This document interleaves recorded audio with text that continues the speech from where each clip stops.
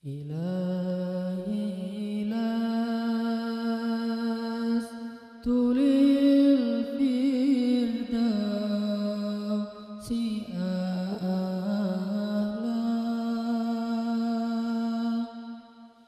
ولا أقوى على النار الجحيم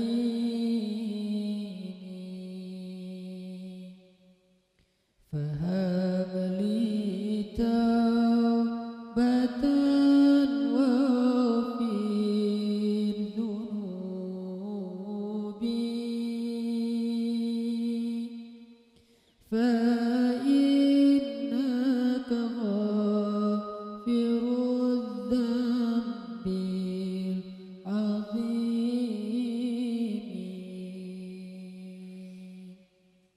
Teman-teman sekalian, bait-bait kasidah itu ditulis dan dirangkai oleh para ulama adalah tentang pengakuan dosa seorang hamba.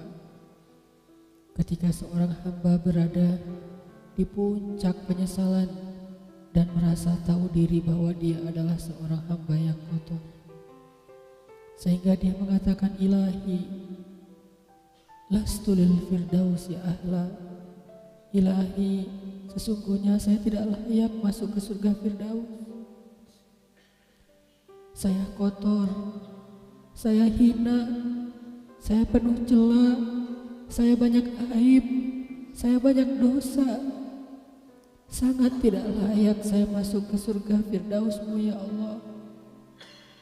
Tidak ada satupun amal yang bisa saya banggakan sehingga menjadi jalan bagi saya masuk ke surga Firdaus-Mu ya Allah. Kita harus merasa diri kita rendah di hadapan Allah. Itulah kenapa kita sujud. Dan Allah suka kepada orang yang merendahkan diri di hadapannya. Itulah kenapa Allah suka kepada hamba yang bersujud. Seandainya pintu surga itu terbuka dengan kunci amal solih, saya tidak punya kuncinya ya Allah. Saya beramal solih tetapi belum layak untuk membuka pintu surga. Saya sholat, saya puasa, saya tarawih, saya sedekah, tapi semua itu belum cukup untuk membuka pintu surga karena keterbatasan amal solih saya. Masih banyak kesalahan dalam amal-amal yang saya kerjakan karena saya bodoh ya Allah. Lalu bagaimana nasib saya kelak di akhirat ya Allah? Jika ditimbang-timbang, sungguh kedurhakaan saya lebih sering daripada istighfar saya ya Allah. Saya tidak pantas menjadi penghuni surga-Mu ya Allah. Wala aqwa 'alan naril jahimi. Tetapi saya juga tidak akan kuat dengan azab neraka jahim-Mu ya Allah. Karena sesungguhnya tidak ada satupun dari makhluk-Mu yang sanggup merasakan azab neraka. Semuanya takut kepada neraka-Mu ya Allah. Jangankan 1 tahun, jangankan 1 bulan, jangankan 1 hari, sedetik pun tidak akan sanggup ya Allah. Karena saya mendengar sesungguhnya Rasulullah SAW bersabda, azab yang paling ringan bagi penduduk neraka adalah dipakaikan baginya sendal terompah dari api yang membakar kakinya sampai mendidihkan kepalanya.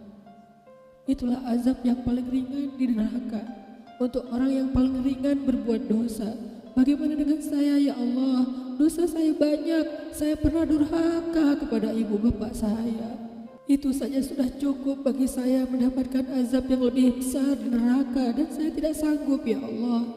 Saya pernah durhaka kepada ibu saya marahi ibu saya karena satu kesalahan. Padahal saya lebih sering berbuat salah dibandingkan ibu saya. Tapi ibu memaafkan saya. Ketika di waktu kecil saya memecahkan barang-barang ibu saya memungut barang-barang itu sambil tersenyum, membelai kepala saya, mengatakan nasihat-nasihat yang baik. Sama sekali ibu saya tidak marah kepada saya saat itu.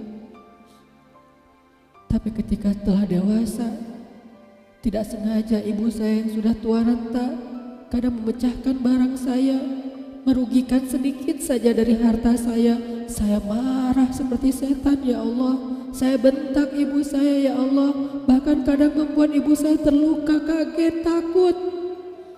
Pantaskah seorang ibu merasa takut terhadap anak yang dia kandung 9 bulan, yang dia lahirkan dengan taruhan nyawa, yang dia susui dengan darah dagingnya, yang dia didik, dia jaga, yang dia berjaga di malam hari tidak tertidur demi untuk menjaga anaknya dari seekor gigitan nyamuk? Pantaskah ibu merasa takut terhadap anaknya sendiri? Cukup satu dosa besar saja durhaka kepada ibu membuat saya pantas masuk api neraka. Belum lagi dosa saya kepada ayah. Ketika saya berdebat habis-habisan di hadapan ayah saya, hanya ketika ayah saya menasihati saya dengan satu nasihat sederhana, saya debat ia, seolah-olah wawasan saya lebih banyak, ilmu saya lebih banyak, pergaulan saya lebih luas, pendidikan saya lebih tinggi, padahal semua itu saya dapatkan hasil dari perjuangan dan pengorbanannya. Ketika keduanya sudah menjadi tua dan lemah, kadang keduanya rindu kepada saya, ya Allah. Mereka memberi kami pesan, ya Allah. Mereka bertanya, bagaimana kabarmu anakku? Tapi kami tidak peka. Hati kami tertutup dengan ego dan sombong. Kami tidak bisa membaca teks itu dari perasaan mereka. Kami hanya membaca teks mereka dan tidak segera membalasnya. Kami anggap teks dari orang tua kami tidak penting, masih bisa ditunda untuk dijawab nanti sore. Padahal mereka sedang kangen, sedang rindu kepada kami, ya Allah. Mereka tidak mengatakan kami rindu kepadamu wahai anakku, karena mereka tahu kalimat itu akan mengganggu kami.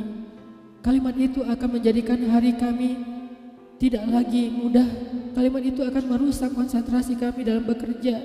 Kalimat itu akan menghalangi banyak urusan kami, sehingga mereka menahan diri. Mereka hanya bertanya apa kabar kami. Lalu kapan kami berbakti kepada mereka, ya Allah? Sampai seusia ini kami masih merepotkan mereka, ya Allah. Kapan kami akan berbakti kepada mereka? Rasanya kami lupa. Entah kapan kami pernah memijat kaki mereka setelah mereka seharian bekerja. Entah kapan kami pernah memberikan minuman hangat untuk mereka. Kami durhaka kepada orang tua kami, ya Allah. Bahkan setelah mereka wafat, kami lupa mendoakan mereka di dalam sholat kami. Harusnya kami disiksa di api neraka, tetapi kami tidak kuat, ya Allah. Belum lagi durhaka, kedurhakaan kami yang lain, dosa-dosa besar kami yang lain. Kami pernah bermaksiat kepadamu diam-diam, ya Allah. Kami pernah berbuat dosa diam-diam, dan padahal kami tahu itu dosa besar. Tapi kami tidak peduli, kami tidak takut kepadamu. Seolah-olah ancamanmu itu hanyalah mitos, seolah-olah ancamanmu itu hanyalah fiktif, seolah-olah apa yang kau firmankan di dalam Al-Quran itu tidak benar-benar ada. Kami sombong menantangmu dengan berbuat dosa.